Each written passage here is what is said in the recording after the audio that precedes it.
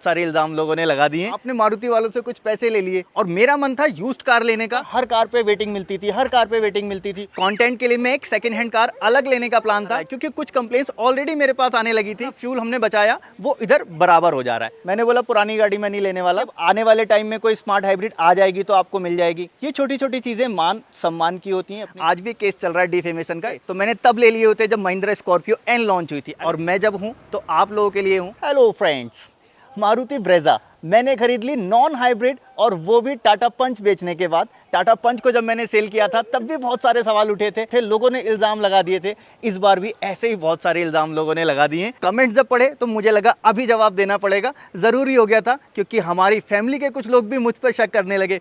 मुझसे कहने लगे कि साहब आपने मारुति वालों से कुछ पैसे ले लिए, कुछ ऐसा डिस्काउंट आपने ले लिया जो ऑन कैमरा नहीं दिखाया। वो सारी चीजें आपको क्लियर कर दूंगा इस वीडियो में। जब ये गाड़ी नॉन हाइब्रिड थी, अचानक से मुझे पता चला, मैंने ये गाड़ी छोड़ दी थी, फिर दोबारा इस गाड़ी की डिलीवरी क्यों ले ली, इसके पीछे का राज क्या है, सारी चीजें बिल्कुल क्लियर कर दूंगा, क्रिस्टल क्लियर। कोई भी सवाल आपके मन में नहीं रहेगा। तो चलिए स्टार्ट करते हैं वीडियो। एडी मेरे साथ है। हेलो एडी, एडी इधर आओ, हेलो कह दो। हेलो। एडी ने हेलो कह दिया और एडी एंजॉय कर रहा है, लेकिन आपको मैं सारी चीजें क्लियर बताता हूँ। अब देख लीजिए, सबसे पहला पॉइंट, मैंने टाटा पंच सेल की थी, और सेल करने के बाद मैं गाड़ी ढूंढने लगा था, और मेरा मन था यूज्ड कार लेने का। मेरा मन था निसान मैग्नाइट यूज्ड कार लेने का। मैंने पोस्ट भी लिखी थी, और जो पंच से पहले वाले लोग पहचान रहे होंगे, जब मैंने टाटा पंच ली थी उससे पहले इस मारुति ब्रेजा को बुक करा चुका था, और मैं इसको लेने वाला था। क्या रीज़न थे वो तो आप लोग जानते ही हैं। और इसी बीच में मुझे एक पंच दिखी जो माइलेज का प्रॉब्लम खड़ा कर रही थी, उसमें माइलेज नहीं आ रहा था। क्रियोसिटी के चलते मैंने पंच ले ली थी, और उस पंच को सेल करने के बाद मैंने देखी यूज्ड कार बहुत सारी। मैंने अलग अलग तरह की गाड़ियां देखी, नई गाड़ियां भी देखी, मैंने एक्स्टर भी देखी, मैंने वेन्यू भी देखी। निसान मैग्नाइट पे मेरा मन आ रहा था लेने के लिए, क्योंकि Nissan Magnite value for money product था। बहुत कम पैसों में इतने सारे फीचर कंपनी दे रही थी। गाड़ी को मैंने ड्राइव करके भी देखा था। मैं चाहता था थोड़ा सा इसको एक्सप्लोर करूं, आखिर लोग इसकी तरफ क्यों नहीं जाते, इसलिए मैं लेना चाहता था। लेकिन वो डील नहीं हुई, कुछ मैटर अटक गया। और इन पिछले 10 दिनों में बहुत सारी चीज़ें हुई जो हर एक चीज़ को वीडियो में बताना पॉसिबल नहीं था। मैंने एक वीडियो बना के सारी चीज़ें आपको क्रिस्टल क्लियर बता दी थी। और जब मैं न्यू कार देखने लगा, न्यू कार देखने के लिए जिस शोरूम पे भी मैं जाता था, हर कार पे वेटिंग मिलती थी, हर कार पे वेटिंग मिलती थी, और सीधे मुंह वो लोग बात करने को भी तैयार नहीं होते थे। जब मैंने यहाँ विजिट किया था, जहाँ से मैंने ब्रेजा ली है, वहाँ पे उन्होंने बोला कि 1 हफ्ते में आपको गाड़ी दे देंगे। और मुझे उस समय पे ज़रूरत भी थी गाड़ी की, क्योंकि ये कार मैं किसी कंटेंट के लिए नहीं ले रहा हूँ। अगर आप लोग कंफ्यूज हो रहे हो कि कंटेंट के लिए कार है, इसके ऊपर कंटेंट मिलेगा, ऐसा कुछ बहुत ज़्यादा मकसद नहीं था। कंटेंट के लिए मैं एक सेकेंड हैंड कार अलग लेने का प्लान था, और एक नई कार अलग। नई कार का पर्पस मेरा क्या था, एडी को मुझे लेके जाना पड़ता है हमेशा बाहर उसके ट्रीटमेंट के लिए, कभी दिल्ली कभी कहीं, और मोस्टली टाइम हम पहाड़ों की ट्रिप करते रहते हैं, क्योंकि एडी को इसकी नीड होती है ना एडी। ब्रेजा में अगर मुझे कुछ इंटरेस्ट था तो वो था इसके हाइब्रिड के अंदर, और वो भी इंटरेस्ट इसलिए था कि इसके हाइब्रिड को मैं थोड़ा सा एक्सप्लोर करना चाहता था, समझना चाहता था। क्योंकि मार्केटिंग तो बहुत सारी चीज़ें बोल के होती है कि साहब इतना माइलेज बचा रही है, इतना वो कर रही है, लेकिन मैं मेंटेनेंस वाला बंदा हूँ, तो इसमें मेंटेनेंस को सबसे पहले देखता हूँ। मैं ये देखना चाहता था कि इस गाड़ी के अंदर मेंटेनेंस ज़्यादा क्यों आ रहा है, क्योंकि कुछ कंप्लेंट्स ऑलरेडी मेरे पास आने लगी थी हाइब्रिड ब्रेजा को लेकर, हाइब्रिड गाड़ियों को लेकर, जिसमें देख के ऐसा लग रहा था कि इतना मेंटेनेंस आ रहा है, तो जितना फ्यूल हमने बचाया वो इधर बराबर हो जा रहा है। बस उन सारी चीज़ों को लेकर मेरे मन में क्यूरियोसिटी थी कि हाइब्रिड कार लूँगा तो मैं सारी चीज़ें क्लियर समझ पाऊंगा और आपको समझा भी पाऊंगा। और ये एक प्योर हाइब्रिड नहीं थी, ये एक स्मार्ट हाइब्रिड करके मारुति ने इसको नाम दिया था। और साथ में जो इस गाड़ी के अंदर इंजन में अपडेट किए थे, उसको मैं थोड़ा सा समझना चाहता था, क्योंकि इसका इंजन तो वही पुराना है, लेकिन इसके अंदर थोड़ी सी टेक्नोलॉजी इन्होंने एक्स्ट्रा लगाई थी। बहुत ज़्यादा किसी ने इसको एक्सप्लोर नहीं किया, कुछ बताया नहीं। ड्यूल वीवीटी था, साथ में मल्टी इंजेक्शन पॉइंट भी दिए थे इन्होंने। अब उस मल्टी इंजेक्शन पॉइंट का गाड़ी में कितना इंप्रूवमेंट मिल रहा है वो भी मैं देखना चाहता था, उसको एक्सप्लोर करना चाहता था, वो सारी चीज़ें आपको बताना चाहता था। बस ये पर्पस था मेरा ब्रेजा पे जाने के लिए। लेकिन वो ब्रेजा पे जाने का पर्पस तब खत्म हो जाता था जब मैं वहां शोरूम पे पहुंचता हूं और देखता हूं कि शोरूम पे A few minutes later. थोड़ी सी लोकेशन चेंज करनी पड़ी मुझे। जहाँ पे शूट कर रहा था, क्या बोलेंगे, अब थोड़ी सी रिक्वेस्ट है, कहीं जाते हैं पहाड़ों में तो थोड़ा सा अपना मान रखिए। कहीं पे जाके शराब पीना शुरू कर देंगे, फैमिली है साथ में वहाँ, मतलब ऐसी जगह पे। चलिए कोई बात नहीं, फिलहाल मैंने लोकेशन चेंज कर दी और मैं आ गया इस दूसरी लोकेशन पे। तो जब मैं शोरूम पे पहुंचता हूं और मैं करने लगा इस गाड़ी की पीडीआई करते समय मेरी नज़र पहुंची गाड़ी की सीट के नीचे, और इस सीट के नीचे प्लेसमेंट होता था स्मार्ट हाइब्रिड की जो लिथियम आयन बैटरी होती थी उसका। मैंने बैटरी नहीं पाई तो मैं परेशान हुआ। मैंने इन लोगों से सवाल किया कि साहब इसके अंदर बैटरी नहीं है। अब इन्होंने मुझे सारी गाड़ियाँ चेक कराई जितनी भी लॉट में आई थी, किसी के अंदर वो बैटरी नहीं थी। पता लगा कि साहब स्मार्ट हाइब्रिड का फीचर कंपनी ने हटा दिया है। क्यों हटाया है, क्या हटाया है, इसका कुछ अपडेट नहीं है। और तब तक मैं मॉर्निंग से आया हुआ था, मैंने इनको पेमेंट नहीं दी थी, मैंने कोई प्रोसेस कागज का आगे नहीं बढ़ाया था। मैं अभी सबसे पहले पीडीआई ही कर रहा था और पीडीआई करते करते बहुत ज़्यादा टाइम मुझे लग गया था। साथ में मेरे बड़े भाई साहब भी थे। अब होता क्या है, मैंने बोला कि साहब इसके अंदर अगर ये चीज़ कमी है तो मैं ये गाड़ी नहीं लूँगा, मुझे आप स्मार्ट हाइब्रिड वाली गाड़ी दो, क्योंकि मैंने स्मार्ट हाइब्रिड बुक की थी। अब उनका ये कहना था कि स्मार्ट हाइब्रिड जब गाड़ी आ ही नहीं रही है, अब हम आपको कहाँ से देंगे, या तो फिर हम अरेंज करते हैं कोई पुरानी गाड़ी दूसरे शोरूम से।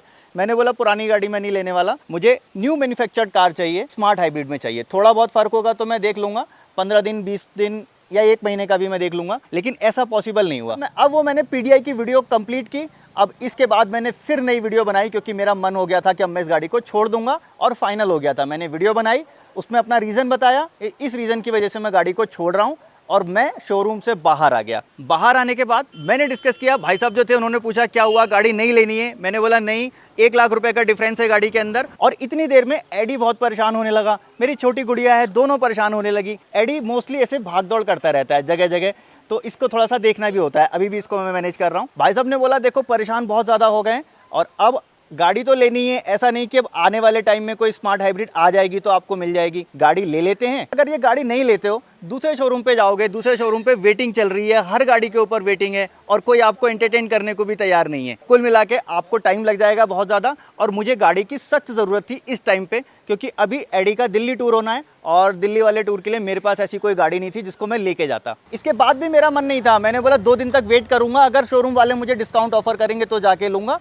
और नहीं तो मैं इतने दिन तक कोई सेकेंड हैंड कार का इंतज़ाम करूँगा।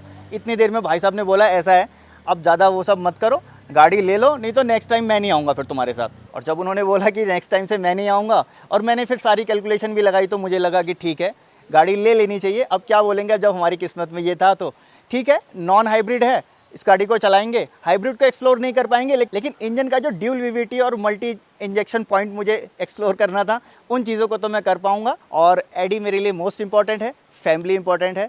ये जो गाड़ी है यूट्यूब कंटेंट के लिए मैंने नहीं ली थी, ये गाड़ी मैंने ली थी एडी के लिए। और हाँ, जो मेरे बड़े भाई साहब थे जिनकी सलाह मैंने मानी, उनके आगे मैं कभी भी कोई ऑब्जेक्शन नहीं उठाता। वो मेरे रियल ब्रदर तो नहीं है, लेकिन रियल ब्रदर से कहीं बढ़ के हैं। उनकी बात मेरे लिए पत्थर की लकीर होती है। इसमें 2 लाख का भी अगर घाटा हो रहा होता और वो कहते कि इसको लेना है तो हम ले लेते, और इसी तरह मेरी बातों का भी वो मान रखते हैं। मैं बोलता हूँ ये काम करना है तो वो काम करते हैं। ये छोटी छोटी चीज़ें मान सम्मान की होती हैं, अपनी रिस्पेक्ट की होती हैं। मुझे लगता है कि उन चीज़ों के आगे पैसा कोई वैल्यू नहीं रखता। और जो आप लोगों का इल्ज़ाम था, अंडर टेबल कुछ पैसे ले लिए होंगे, आपको डिस्काउंट दे दिया होगा, आप नहीं बता रहे होगे, ऐसा कुछ भी नहीं है, कतई नहीं है। जो पुराने लोग हैं वो अच्छे से जानते हैं। अगर मुझे पैसे लेने में होते तो मैं उस समय हुंडई वालों से ले लेता, जिस समय हुंडई वालों ने मुझ पर केस किया था। आज भी केस चल रहा है डिफेमेशन का, तारीख पे तारीख पड़ती है। अगर मुझे पैसे लेने होते तो मैंने तब ले लिए होते जब महिंद्रा स्कॉर्पियो एन लॉन्च हुई थी। अगर मुझे पैसे लेने होते तो ऐसे बहुत सारे मूवमेंट आए थे, लेकिन मेरा कंटेंट ये न्यू कार है ही नहीं। जो पुराने लोग हैं वो अच्छे से जानते हैं, मैं सेकंड हैंड कार के ऊपर कंटेंट बनाता हूँ, यूज्ड कार के ऊपर बनाता हूँ, गाड़ी को लेता हूँ, बनाता हूँ और फिर उसको सेल करता हूँ। अभी भी मैं एक सेकंड हैंड कार ढूंढ रहा हूँ, सेकंड हैंड कार लूंगा, उसके ऊपर कंटेंट बनाऊंगा, अच्छे से अपडेट करूंगा, तैयार करूंगा और फिर उस गाड़ी को सेल करूंगा। मैं आज भी याद रखता हूँ, आगे भी याद रखूंगा, पहले भी याद रखा था कि मैं जब यहाँ पे आया हूँ तो आप लोगों की वजह से आया हूँ, और मैं जब हूँ तो आप लोगों के लिए हूँ, किसी और के लिए नहीं हूँ। मुझे यहाँ तक लाने वाले जब आप लोग हैं तो मैं लॉयल हूँ आप लोगों का, इसके अलावा किसी का भी नहीं। कोई कंपनी हो या फिर कोई कुछ भी हो, मुझे लगता है इससे ज़्यादा कुछ मैं दलील नहीं दे सकता। और मैं कोई हनुमान नहीं जो अपना सीना चीर के दिखा दूं। बाकी आप लोगों के ऊपर है, जो आप चाहें वो आप समझ सकते हैं। लेकिन हाँ, डिस्काउंट के नाम पर मैंने खुद से डिस्काउंट इनसे करा लिया। कितना करा लिया? ऑलमोस्ट समझ लीजिए 11,65,000 रुपये की ऑन रोड ये गाड़ी मुझे पड़ रही थी। मुझे 10,90,000 रुपये की ये गाड़ी पड़ी है, लेकिन इसमें कुछ भी उनकी तरफ से दिया गया नहीं है। ये सारे मेरे कुछ तरीके थे, जो ब्रेकअप्स होते हैं, उन ब्रेकअप में कुछ इनके हिडन चीज़ें होती हैं, उन चीज़ों को कैलकुलेट करके अलग अलग करके मैंने वो सारी चीज़ों से ये पैसे बचाए हैं। मेरा जो पहले इंश्योरेंस कॉस्ट निकल के आ रहा था वो अलग था, बाद में जब मैंने अपने एडॉन्स के हिसाब से कैलकुलेशन कराया तो वो अलग हुआ, फास्टैग मेरा अलग था। इस तरह से छोटी छोटी बहुत सारी चीज़ें जुड़ रही होती हैं, उनके बीच में थोड़ा सा इनका मार्जिन होता है। वो मार्जिन को मैंने कैसे कट किया, वो सारी चीज़ें मैं आपको ज़रूर अपडेट करूँगा। फिलहाल आज की वीडियो में इतना ही था। वीडियो ऐसे बनाने का कोई भी मूड नहीं था, मैं रास्ते में था, लेकिन जब मैं एक जगह रुका और मैंने कमेंट्स पढ़े तो मुझे लगा कि बताना ज़रूरी है, क्योंकि जो पुराने लोग हैं भरोसा करते हैं, विश्वास करते हैं, तो उनको ये सारी चीज़ें अपडेट भी देनी चाहिए। तो फिलहाल आज की इस वीडियो को यहीं एंड कर देते हैं। अभी भी कुछ मन में सवाल रह गया हो तो ज़रूर कमेंट बॉक्स में लिख सकते हैं, बेझिझक लिख सकते हैं। इंस्टाग्राम पे चाहें तो वहाँ भी फॉलो कर सकते हैं। मिलूंगा नेक्स्ट वीडियो में ऐसे ही किसी इंटरेस्टिंग टॉपिक के साथ। Thanks for watching.